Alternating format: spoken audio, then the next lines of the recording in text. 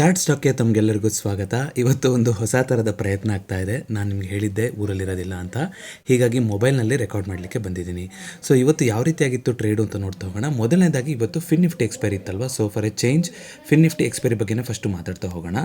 So fin Nifty ಎಕ್ಸ್ಪೈರಿನಲ್ಲಿ ಇವತ್ತು ಒಂದು flat day ಆಗಿತ್ತು. ಕ್ಷಮಿಸಿ, ನಾನಿರೋ ಜಾಗದಲ್ಲಿ ನೆಟ್ವರ್ಕ್ ಅಷ್ಟು ಸರಿಯಾಗಿಲ್ಲ, ಹಾಗಾಗಿ ಚಾರ್ಟ್ ಲೋಡ್ ಆಗ್ದಲೇ ಇರ್ಬೋದು.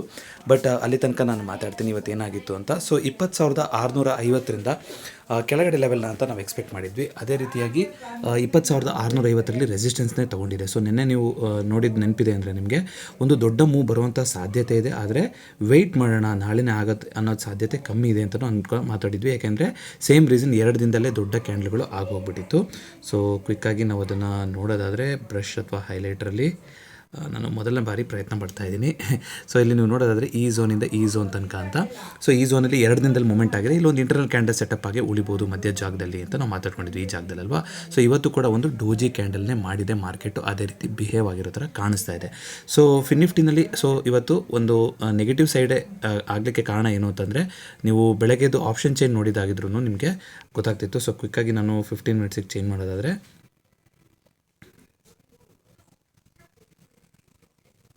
ಸೊ 15 ಮಿನಿಟ್ಸಿಗೆ ನಾವು ನೋಡೋದಾದರೆ ಈಗ ಇವತ್ತಿನ ವಿಡಿಯೋ ತುಂಬ ಸ್ಲೋ ಆಗಿರುತ್ತೆ ಮೋಸ್ಟ್ಲಿ.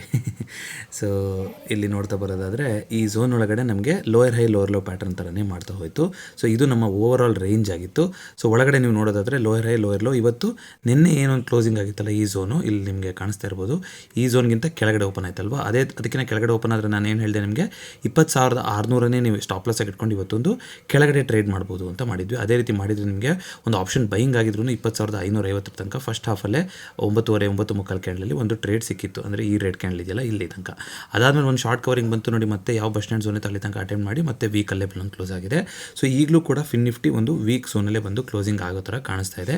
ಸೊ ಇದು ಒಳಗಡೆ ನಾವು ಒಂದು ಫ್ಲಾಗ್ ಆ್ಯಂಡ್ ಪೋಲ್ ಪ್ಯಾಟರ್ನ್ ಅಂತ ಕರಿಬೋದು ನೀವು. ಇಲ್ಲಿ ಒಂದು ಗ್ರೀನ್ ಕಲರ್ದು ಇಲ್ಲಿಂದ ರ್ಯಾಲಿ ಆಗಿತ್ತಲ್ಲ, ಇಲ್ಲಿಂದ ಇಲ್ಲಿ ತನಕ, ಇದಕ್ಕೆ ನೀವು ಒಂದು ಪೋಲ್ ಅಂತ ಅಂದ್ಕೊಂಡು ಇದಕ್ಕೆ ಫ್ಲಾಗ್ ಅಂದ್ಕೊಂಡ್ರೆ ಒಂದು ವಾಪಸ್ ರಿಕವರಿ ಬರ್ಬೋದು ಅಂತ. ಬಟ್ ಲಾಂಗ್ ವ್ಯೂಯಲ್ಲಿ ನೋಡೋದಾದರೆ ನಿಮಗೆ ಒಂದು ನೆಗೆಟಿವ್ ಸಿನಾರಿಯೋ ಏನಿದೆ ಅದು ಒಳಗಡೆ ನಾವು ಕೆಳಗಡೆ ಹಾಕ್ತಾ ಇದೀವಿ. ಸೊ 20,500ನ ಏನಾದ್ರು ಬ್ರೇಕ್ ಆಯಿತು ಅಂದರೆ ಡಿಸೈಡಿವ್ ಆಗಿ ಒಂದು ಮ್ಯಾಸಿವ್ ಮೂವ್ ಬರ್ಬೋದು ಫಿನ್ ನಿಫ್ಟಿನಲ್ಲಿ. ಸೊ ನೋಡ್ತಾ ಹೋಗೋಣ ಮುಂಬರೋಕ್ಕೆ.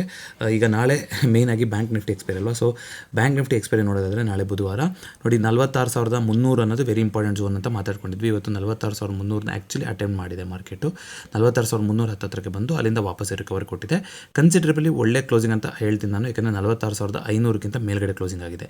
ಇವತ್ತು ನಾವು ಮಾತಾಡ್ಕೊಂಡಿದ್ವಿ ಈ ಬಸ್ ಸ್ಟ್ಯಾಂಡ್ ಝೋನ್ ಕೂಡ ಇದೆ, ಇಲ್ಲಿ 46,500ಕ್ಕಿಂತ ಕೆಳಗಡೆ ಕ್ಲೋಸಿಂಗ್ ಆಯಿತು ಅಂತಂದರೆ ನಾಳೆ ನಮಗೆ ಒಂದು ಮ್ಯಾಸಿವ್ ಆಗಿರುವಂಥ ಮೂವ್ಮೆಂಟ್ ಕೆಳಗಡೆ ಬರ್ಬೋದು ಅಂತ. ಬಟ್ ಸ್ಟಿಲ್ ಪ್ರೈಸ್ ಆ್ಯಕ್ಷನಲ್ಲಿ ನೀವು ನೋಡೋದಾದರೆ ಇನ್ನೊಂದು lower high lower low pattern ಮಾಡ್ತಾನೆ ಬಂದಿದೆ ಇಲ್ಲಿಂದ.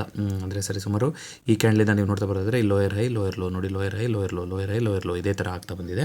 ಸೊ ನೋಡ್ತಾ ಹೋಗೋಣ. ಸೊ ನಾಳೆಗೆ 46,500ಕ್ಕಿಂತ ಕೆಳಗಡೆ ಬಂದರೆ ಸೊ ಕ್ವಿಕ್ಕಾಗಿ ನಾವು ಒನ್ ಡೇ ಕ್ಯಾಂಡಲ್ ನೀವು ನೋಡೋದಾದರೆ ಈಸಿಯಾಗಿ ಗೊತ್ತಾಗ್ತಾ ಹೋಗುತ್ತೆ. ಇಲ್ಲಿ ನೋಡಿ 46,300 ಝೋನ್ ಇವತ್ತೇನು ಸಪೋರ್ಟ್ ತೊಗೊಂಡು ಹೋಗಿದೆಯಲ್ಲ, ಯಾವುದೇ ಕಾರಣಕ್ಕೂ ಇದಕ್ಕಿಂತ ಕೆಳಗಡೆ ಬರಬಾರ್ದು. ಇದಕ್ಕಿಂತ ಕೆಳಗಡೆ ಬರ್ತಾ ಹೋಯಿತು ಅಂತಂದರೆ ಮಾರ್ಕೆಟಲ್ಲಿ ನಾವು 46,000 ತನಕ ಬಂದು ಟ್ರೇಡ್ ಆಗುವಂಥ ಸಾಧ್ಯತೆ ಇದೆ. ಎರಡರ ಮಧ್ಯದಲ್ಲಿದ್ದೀವಿ. ನಾಳೆ 46,800 ರೆಸಿಸ್ಟೆನ್ಸ್ ಆಗುತ್ತೆ. ಸೊ 46,000ಕ್ಕೆ ಬಂದು ಹೋಗುತ್ತಾ ಏನೋ ಅನ್ನೋದನ್ನು ನೋಡಿ.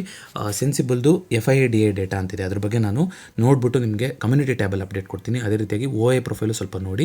ಸದ್ಯಕ್ಕೆ ನೋಡೋದಾದರೆ ಡೋಜಿ ಕ್ಯಾಂಡಲ್ ಮಾಡಿದೆ. ಇವತ್ತು 46,300ರಿಂದ ಒಂದು ರಿಕವರಿ ಕೂಡ ಬಂದಿದೆ.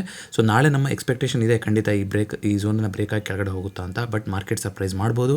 ಸರ್ಪ್ರೈಸ್ ಮಾಡ್ತು ಅಂದರೆ ಮತ್ತೆ 47,000 ತನಕ ಹೋಗ್ಬೋದು. ಸೊ ರೌಂಡ್ ಲೆವೆಲ್ಗಳು ಇಂಪಾರ್ಟೆಂಟ್ ಆಗಿರುತ್ತೆ. 47,000ದಿಂದ 46,500 ಒಳಗಡೆ ಮಾರ್ಕೆಟ್ ಎಲ್ಲಿ ಓಪನ್ ಆಗುತ್ತೆ ಅನ್ನೋದ್ರ ಮೇಲೆ ನಾವು ಪ್ಲಾನ್ ಮಾಡ್ತಾ ಹೋಗೋಣ. ಮೇಲ್ಗಡೆ ಸದ್ಯಕ್ಕೆ 46,800 ರೆಸಿಸ್ಟೆನ್ಸ್ ಆಗಿದೆ, ಕೆಳಗಡೆ 46,300 ಸಪೋರ್ಟ್ ಆಗಿದೆ. ಸೊ ಇದೇ ಝೋನಲ್ಲಿ ಓಪನ್ ಆಗಿ 46,300ನ ಬ್ರೇಕ್ ಆಗಿ ಬರ್ತಾ ಇದೆ ಅಂದರೆ ನಾನು 46,000ನ ಟಾರ್ಗೆಟ್ ಮಾಡ್ತಾ ಹೋಗ್ಬೋದು.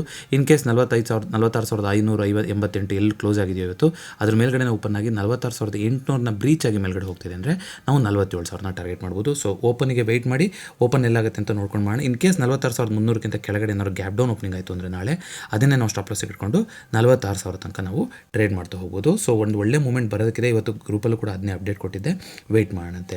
ಸೊ ಅದೇ ರೀತಿಯಾಗಿ ಕ್ವಿಕ್ಕಾಗಿ ನಿಫ್ಟಿನಲ್ಲಿ ಯಾವ ರೀತಿ ಇದೆ ಅಂತ ನೋಡ್ಕೊಂಡು ಬಂದ್ಬಿಡೋದಾದರೆ, ಸೊ ನಿಫ್ಟಿನಲ್ಲಿ ಇವತ್ತು ಮತ್ತೆ ನೋಡಿ 22,200ಕ್ಕೆ ಬಂದು ಕ್ಲೋಸಿಂಗ್ ಆದಂಗೆ ಕಾಣಿಸ್ತಾ ಇದೆ. ಅಂದರೆ ಕನ್ಸಿಡರಬಲಿ ಪಾಸಿಟಿವ್ ಕ್ಲೋಸಿಂಗ್ ಆದಂಗೆ ಕಾಣಿಸ್ತಾ ಇದೆ. ಇದಕ್ಕೆ ಹೀಟ್ ಮ್ಯಾಪಲ್ಲಿ ಸುಮಾರು ಸೆಕ್ಟರ್ಗಳು ಕಾರಣ ಆಗಿರ್ಬೋದು.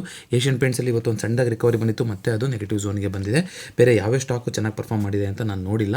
ಸೊ ಕ್ವಿಕ್ಕಾಗಿ ಒಂದಿಷ್ಟು ಬ್ಲೂ ಚಿಪ್ಸ್ಗಳಿರುತ್ತೆ ಅಂತ ನೋಡೋದಾದರೆ ನೋಡಿ TCS ಅಲ್ಲಿ ಇವತ್ತು 2.58% ಬಂದಿದೆ. ಅದೇ ರೀತಿ L&T ರ್ಯಾಲಿ ಮತ್ತೆ ಕಂಟಿನ್ಯೂ ಆಗಿದೆ. IT ಸೆಕ್ಟ್ರಲ್ಲಿ ಸ್ವಲ್ಪ ಪಾಸಿಟಿವ್ ಇದ್ದಂಗೆ ಕಾಣಿಸ್ತಾ ಇದೆ. HDFC ಬ್ಯಾಂಕ್ ಫ್ಲಾಟ್ ಇದ್ದಂಗೆ ಕಾಣಿಸ್ತಾ ಇದೆ. ಸೊ ಟ್ರ್ಯಾಕ್ ಮಾಡ್ತಾ ಇರ್ತಾರೆ ಅಂತ ಅನ್ಕೊಂತೀನಿ ನಿಫ್ಟಿ 50 ಸ್ಟಾಕ್ಸ್ಗಳನ್ನ. ಅದನ್ನ ನೋಡಿಕೊಂಡು ಆ ರೀತಿ ಪ್ಲಾನ್ ಮಾಡ್ತಾ ಹೋಗೋಣಂತೆ. ನಾಳೆ 46,500 ಕಡೆಗ 47,000 ಕಡೆಗ ಅನ್ನೋದನ್ನು 46,300 ಮತ್ತು 46,800 ಲೆವೆಲ್ಗಳು ಡಿಸೈಡ್ ಆಗುತ್ತೆ. ಆ ರೀತಿ ನೋಡಿಕೊಂಡು ನಾವು ಪ್ಲಾನ್ ಮಾಡ್ತಾ ಹೋಗೋಣಂತೆ. ಸೊ ಕ್ವಿಕ್ಕಾಗಿ ಮುಗಿಸ್ಕೊಡ್ತಾ ಇದ್ದೀನಿ. ಹೋಪ್ಫುಲಿ ಈ ಅಪ್ಡೇಟ್ ನಿಮ್ಗೆ ಹೆಲ್ಪ್ ಆಗಿದೆ ಅಂತ ಅನ್ಕೊಂತೀನಿ. ಮಾರ್ಕೆಟ್ ಮಾತುಕತೆ ಚಾನಲ್ ನೋಡ್ತಾ ಇರಿ, ಚಾನಲ್ಗೆ ಸಬ್ಸ್ಕ್ರೈಬ್ ಮಾಡಿ. ಮತ್ತೊಮ್ಮೆ ಭೇಟಿಯಾಗೋಣ. ಎಲ್ಲರಿಗೂ ನಮಸ್ಕಾರ.